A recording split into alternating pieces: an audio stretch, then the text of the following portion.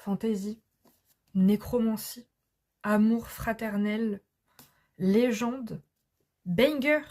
Tant de mots pour décrire Les Mains Noires de Colin Tournus. Vous l'aurez compris, c'est un coup de cœur. La seule question à laquelle ce livre ne répond pas, c'est pourquoi je l'ai trouvé chez Nose, et donc pourquoi il était déstocké, pourquoi personne ne l'a pris, pourquoi personne ne le veut. Il est incroyable.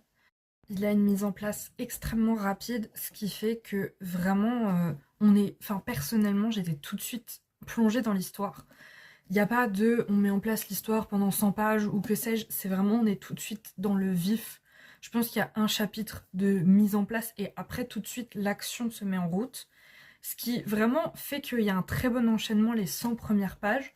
Ensuite, il y a un petit moment de battement qui était un peu lent et je me suis dit mince, il s'essouffle déjà, je suis vraiment déçue alors qu'il y avait vraiment un très bon départ. Et il a su vraiment repartir et l'action est vraiment repartie de plus belle. Et finalement, c'est très rapide et on se dit, l'enfant est quand même très puissante. Enfin, c'est vraiment en escalade la puissance de ses pouvoirs et ses capacités et les péripéties auxquelles les personnages font face. Mais finalement, étant donné que, je vais spoiler, mais elle aspire les pouvoirs de gens plus forts qu'elle, ben, c'est logique. Enfin, c'est vraiment expliqué de pourquoi ça va si vite, pourquoi elle est aussi puissante si rapidement alors que elle n'a jamais appris à utiliser ses pouvoirs à bon escient.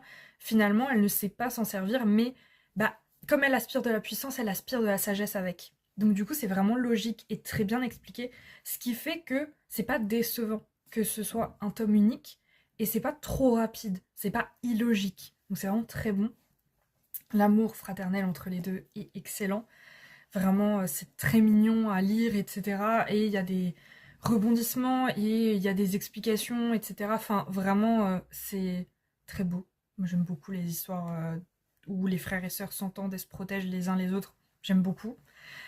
Et vraiment, c'est... Tout est bien. J'ai pas de mots, c'est vraiment... L'histoire est bonne. Il y a seulement euh, deux fois où je trouve qu'il y a une redondance scénaristique. Encore une fois, je vais spoiler.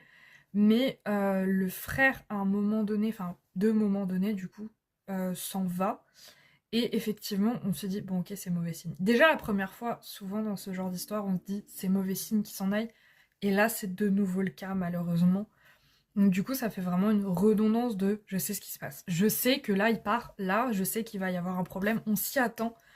Cependant, je n'arrivais pas, enfin personnellement, je n'ai pas réussi à pré-shot quel était le problème. Donc c'est pas grave. Je savais qu'il y en avait un, mais je savais pas quoi. Mais sinon, il était très très bon. Je vous le conseille.